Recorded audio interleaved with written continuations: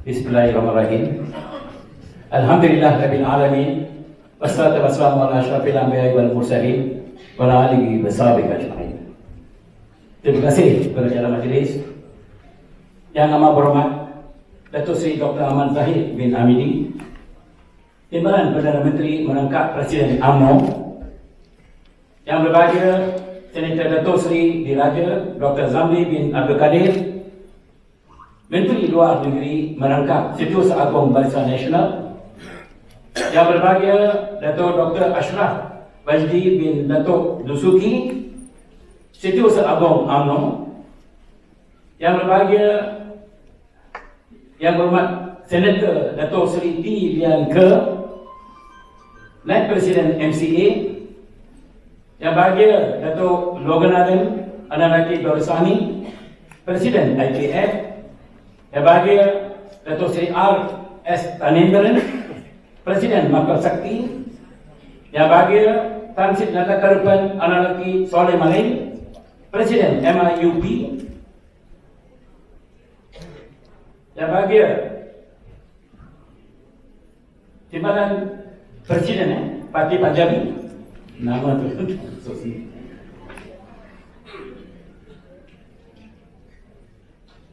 yang berbahagia Tuan Denis Na, Timbalan Pengurusi Parti Cinta Malaysia, yang bahagia Datuk Dr. Loga Balan dan Loga Mohan Jangan Aden, Naib Presiden MAI PPP, para jemputan, ahli majlis tertinggi, pengurusi negeri, ketua-ketua bahagian dan cawangan, pergerakan sayap negeri, para perwakilan, para media, hadirin dan hadirat sekalian, saya ucapkan Assalamualaikum warahmatullahi wabarakatuh. Salam sejahtera dan salam Malaysia Madani. Marilah kita dahului dengan sembah takmid ke hadrat Allah Subhanahu Wa Taala dan salawat serta salam ke atas junjungan Nabi Muhammad sallallahu alaihi wasallam. Bersyukur kita ke hadrat Allah Subhanahu Wa Taala kerana dengan limpah kurnia dan izinnya dapat kita bersama-sama berhimpun pada hari yang bersejarah ini untuk menyempurnakan majlis perasmian Perhimpunan Agung Timah kali ke-44 bagi tahun 2023. Satu lagi perkara menarik adalah Timah menyambut hari ulang tahun yang ke-47 pada tahun ini. Marilah sama-sama kita menghadiahkan Al-Fatihah kepada semua pemimpin kita terdahulu yang telah meninggalkan kita. Al-Fatihah.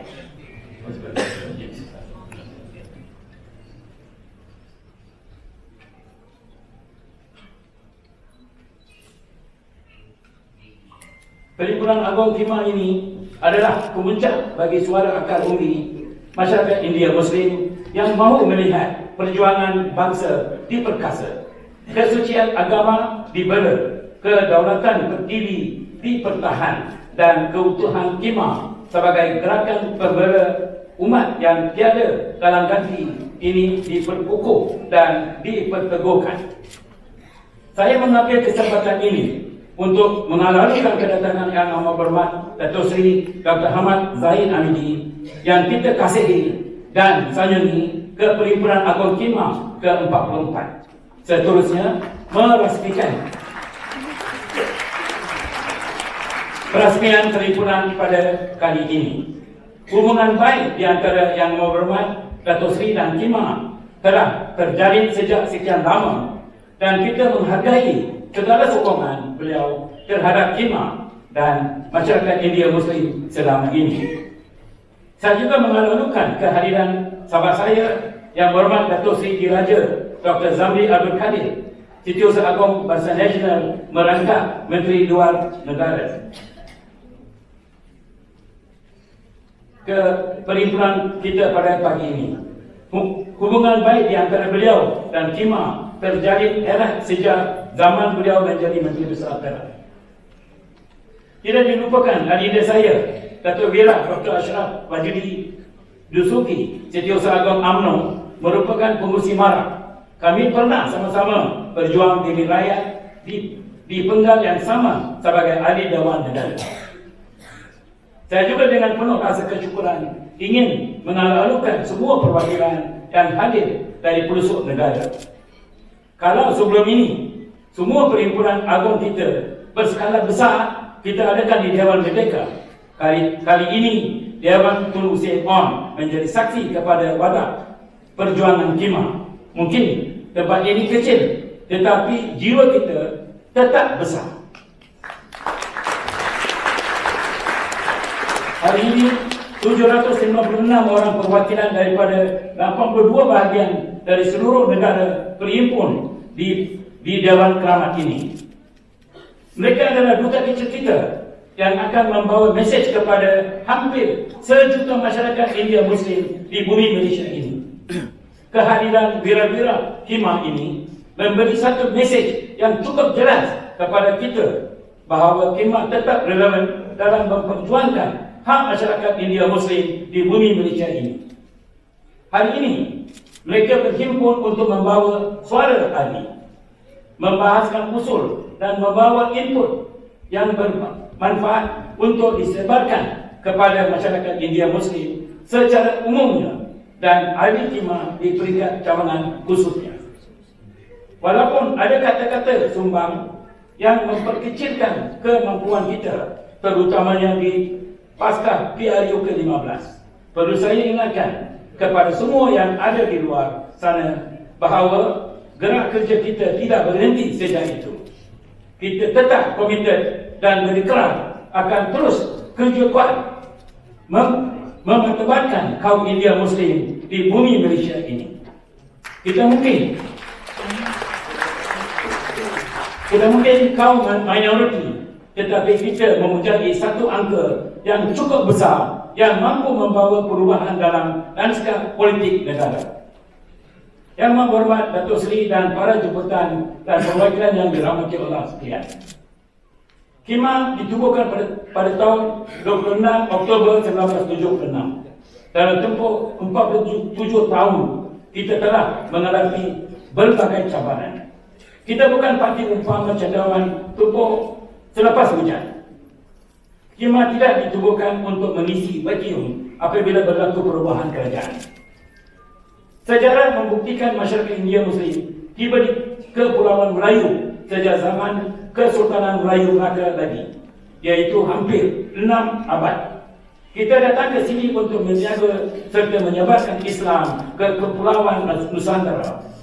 Ini tidak berakhir, situ malah peranan masyarakat India Muslim pasca kemerdekaan juga agak signifikan dengan pelantikan Yang di-Pertua Dewan Negara yang pertama, ialah C.N. Yusof, juga adalah seorang India Muslim.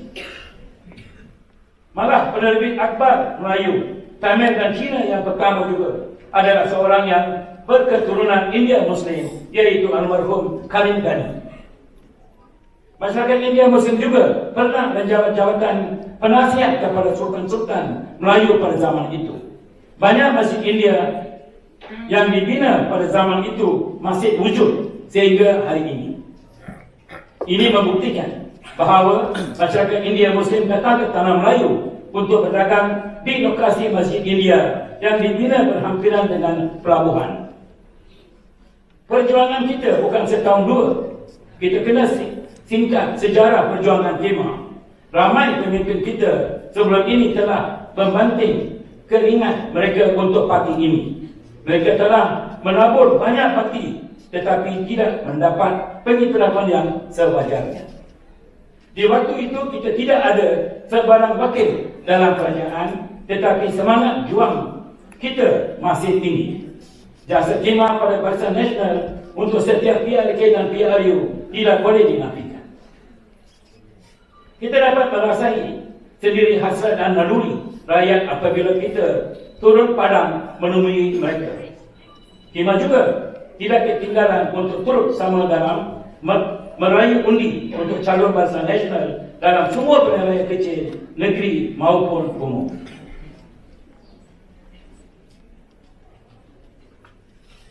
Angka kita mungkin kecil, tetapi jangan lupa kita mampu membawa perubahan.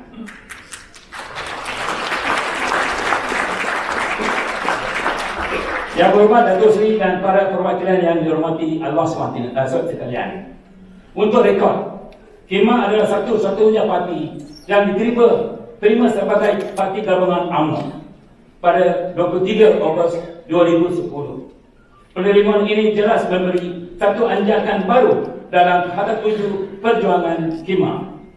Kita amat berhutang budi kepada UMNO yang menerima parti kecil ini dengan jiwa yang cukup besar. Saya difahamkan apabila usul penerimaan KEMA sebagai parti gabungan UMNO dibawa ke Majlis Tertinggi UMNO, ia diterima secara seberat-berat. Kita sudah berada di tahap parti gabungan UMNO selama lebih sedekat.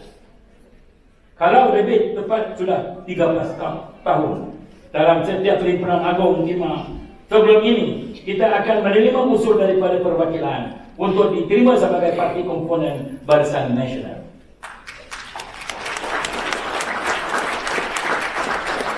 Permohonan kita selama ini pun tidak dapat diterima atas alasan gagal mencapai konsensus. 47 tahun bukan satu masa yang singkat. Ada juga parti yang menghalang penyertaan kita setiap kali kita membuat permohonan.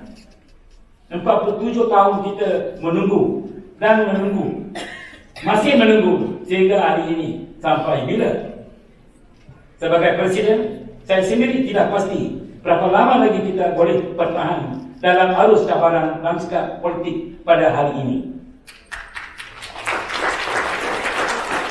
Tetapi pada hari ini saya ingin memaklumkan bahawa kita tidak akan lagi membuat permohonan untuk menyertai Barisan Nasional sebagai parti komponen. Sekiranya PN jemput kita untuk bersama mereka, maka kita akan terima. Ini bukan pendirian saya, tetapi pendirian ARI yang telah diperhalusi oleh Majlis Tertinggi.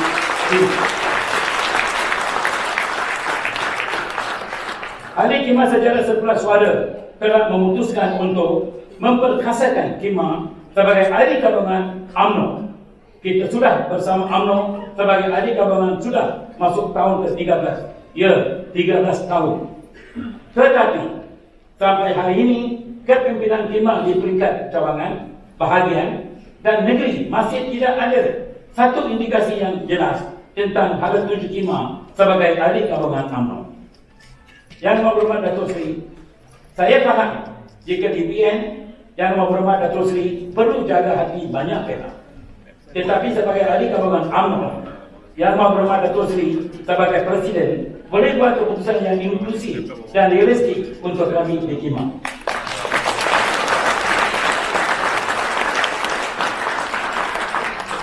Siapa lagi yang boleh jaga adik ini kalau bukan Abang Long yang berhormat Datuk Seri?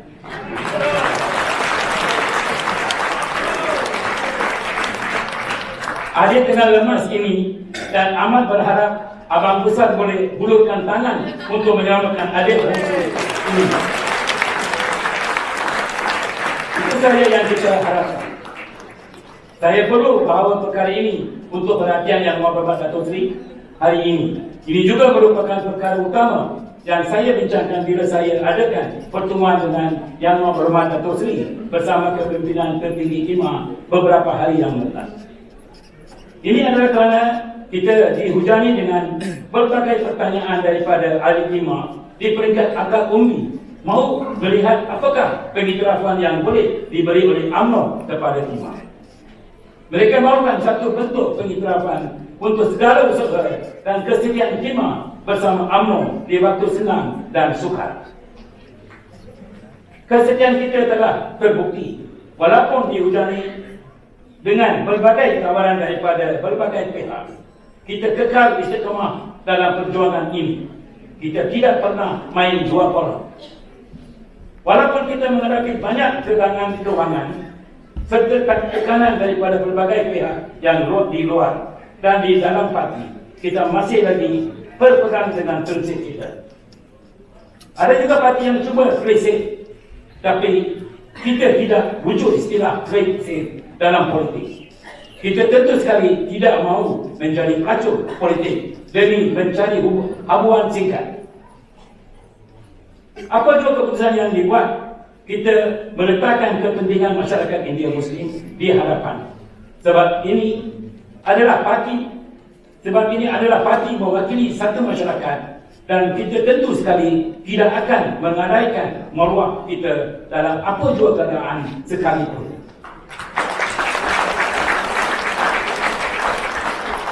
Perlu ditegaskan bahawa masyarakat India Muslim adalah golongan keempat terbesar di negara kita selepas tiga kaum utama, iaitu Melayu, Cina dan India. Tetapi apabila sampai kepada insentif kerajaan, terutamanya dalam kota pendidikan, rumah PPR dan juga semua yang urusan-urusan kerajaan, kita termasuk dalam kategori lain-lain. Patut keturunan yang telah berada di negara ini selama 400 tahun terpaksa berhadapan dengan situasi ini. Kerajaan sepatutnya mengambil satu pendekatan yang inklusif agar kita juga mendapat hak kita mengikut nisbah kependudukan dalam negara kita. Saya tidak mahu masyarakat saya dijadikan bola yang ditendang ke sini dan ke sana. Inilah dilema masyarakat India Muslim dan sering diutarakan kepada saya. Mereka bertanya, mengapa kita perlu mengemis untuk hak kita di negara ini? Di mana kedudukan kita? Atas sebab itu, masyarakat India Muslim di negara ini memerlukan satu representasi dalam kerajaan pada hari ini. Kita memerlukan seorang ahli dewan negara untuk membawa suara masyarakat India Muslim kepada kerajaan.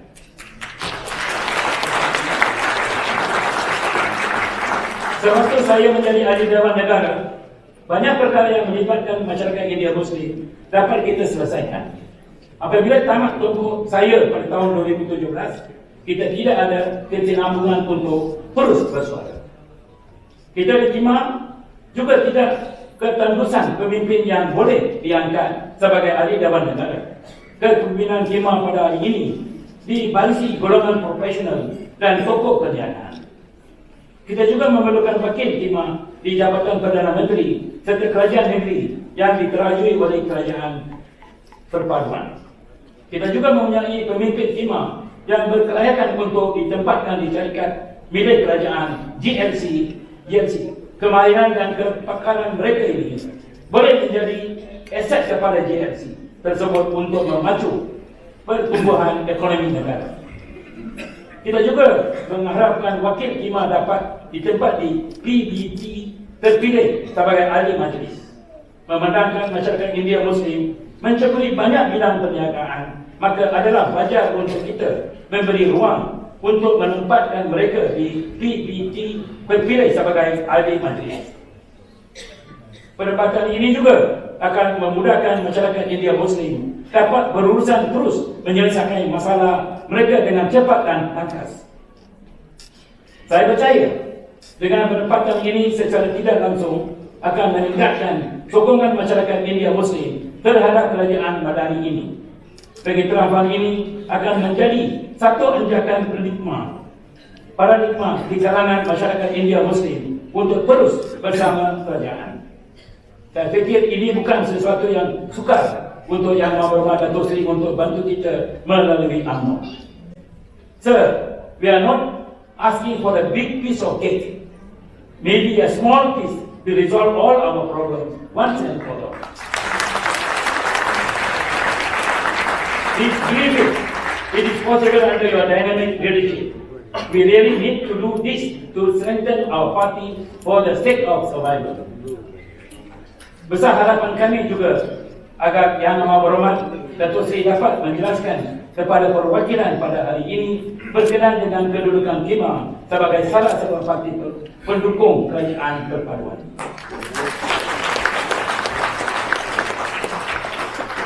Yang Maha Berhormat Datuk Seri, para jemputan dan perwakilan yang dirahmati Allah sekalian. Suatu ketika dahulu, khemah diberi perhatian khusus oleh mantan Perdana Menteri Datuk Seri Najib Tun Razak. Beliau tidak pernah sesekali menepikan hak masyarakat majoriti seperti kami. Berbagai masalah yang membelenggu masyarakat India Muslim telah diselesaikan secara berhemat hasil bantuan dan sokongan beliau. Suatu ketika dahulu, KIMA melalui Yayasan Kemajuan Islam Nasional yakin terlibat secara langsung dalam berbagai program pembangunan masyarakat. Segala dana yang diberi disalurkan untuk aktiviti kebajikan, pendidikan, dakwah serta membiayai aktiviti NGO, masjid dan madrasah India Muslim. Sokongan berterusan Datuk Seri Najib untuk Yayasan Kemajuan Islam Nasional yakin untuk membantu masyarakat India Muslim mendapat satu impak yang cukup positif dan impak itu diperkatakan sehingga hari ini. Terima kasih mantan Presiden UMNO Datuk Seri Najib Abdul Razak. Tetapi pada hari ini nasib masyarakat India Muslim telah berubah kerana sumber dana yang tidak mencukupi dan terhad. Sukar untuk kami membantu mereka yang memerlukan. Bagaimana kami mampu membina satu masyarakat madani yang berketerampilan sekiranya masyarakat India Muslim tidak menerima sebarang sokongan dari kerajaan. Yang amat berhormat Datuk Seri, bukan semua India Muslim ini kaya. Yang kaya ini adalah 20% saja. Yang susah. Masih ada 40% adalah default yang memerlukan perhatian. Walaupun kami dalam keadaan tenang, Biro Kebajikan KIMA masih lagi bergerak di seluruh negara untuk membantu mereka yang memerlukan dari aspek kebajikan dan perubatan mengikut kemampuan kami. Dalam setiap pergerakan Biro Kebajikan KIMA, aduan yang sering kami dengar dari anak-anak India Muslim yang cemerlang adalah gagal mendapat tempat di IPTA. Ramai juga anak India Muslim yang tidak dapat melanjutkan pelajaran ke IPTA atau IPTS akibat kurang berkemampuan. Ini merupakan satu cabaran besar bagi kita pada masa ini. Untuk makluman yang amat berhormat, kami mempunyai data yang sahih dan terperinci untuk mendapat perhatian serius dari Kerajaan Madani melalui Yang Amat Berhormat selaku Timbalan Perdana Menteri.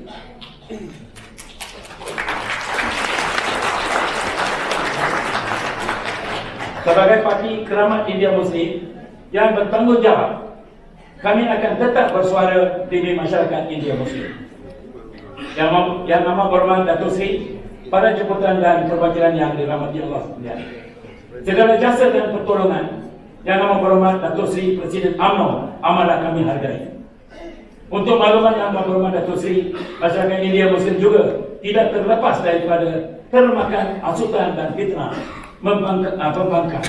Ada sebahagian yang dapat kita jelaskan fakta sebenar dan mereka kekal bersama kita.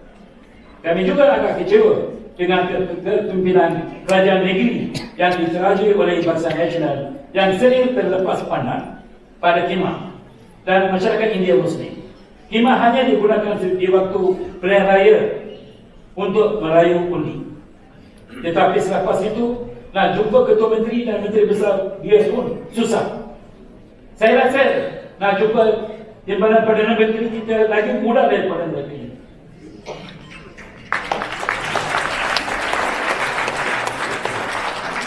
Walaupun sudah hampir 2 tahun bentuk kerajaan negeri, kita masih tidak dapat temu janji nak jumpa Ketua Menteri dan Menteri Besar tersebut. Bukan setakat ini, malah permohonan darjah kebesaran dan pingat juga tidak pernah diberi walaupun permohon dibuat di negeri tersebut. Negeri tersebut. Apa yang membuatkan ahli kita terkilat adalah penyokong parti pembangkang serta mereka yang tidak setia kepada kepimpinan Barisan Nasional diberi anugerah di negeri-negeri tersebut. Jadi saya ditanya oleh kepimpinan KIMA negeri di mana kedudukan kita di negeri tersebut. Habis madu sepah dibuang. Kalau kita nak beri insentif untuk ahli parti yang setia serta rajin dalam gerak kerja, kita hanya ada pingat untuk dicadangkan. Kita tidak ada sumber lain untuk kita beri impuan kepada jentera parti kita yang bekerja keras. Sebagai Presiden, saya amat terkilat dengan sikap pemimpin seperti ini. Dia kena ingat dia kena kembali kepada kita untuk mendapat mandat rakyat.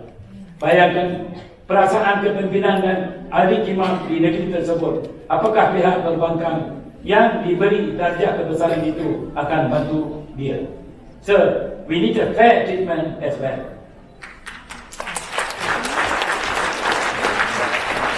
Yang amat hormat Datuk Seri, para jemputan dan perwakilan yang dirahmati Allah sekalian, InsyaAllah saya akan menyerahkan kepada Yang Amat Hormat Datuk Seri kesemua 5 tunjang resolusi yang telah saya bawa dalam ucapan dasar saya ini. Inilah suara akar bumi yang mahukan satu perubahan. Seluruh perwakilan dalam dewan ini dan ribuan di luar sana sedang menunggu apakah berita baik yang akan disampaikan oleh Yang Amat Hormat Datuk Seri untuk khidmat pada hari ini. Akhir malam, saya mewakili seluruh warga khidmat memohon agar kesemua usul yang dikemukakan akan mendapat pertimbangan yang khusus dari Yang Amat Hormat Datuk Seri. Saya percaya kesemua usul ini adalah realistik dan munasabah untuk dipenuhi oleh Yang Amat Hormat Datuk Seri sebagai Timbalan Perdana Menteri dan Presiden UMNO. Segala intipati ucapan saya adalah suara para perwakilan dan akar umbi parti khidmat. Sekian, wabillahi taufiq wal hidayah. Assalamualaikum warahmatullahi wabarakatuh. Majlis merakamkan setinggi-tinggi penghargaan dan jutaan terima kasih kepada Yang Berbahagia Datuk Seri Haji Said Ibrahim bin Khadim, Presiden Khidmat Malaysia, yang telah menyampaikan bingkisan ucapan sebentar tadi.